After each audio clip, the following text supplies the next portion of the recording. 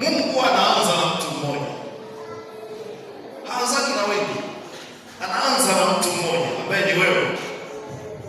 Wote hao tuliowaona alikuwa ni mtu mmoja, bado hatujamwangalia yule tajiri wa nchi ya Usi.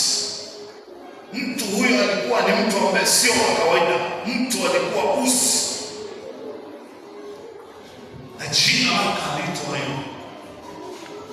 Alikuwa na mali za ajabu. Mbingu zinahitaji mtu, na leo kuna mtu kazi fulani litatua juu yake. Anaposoma na pesa sio shida kuanzia leo. Nasema na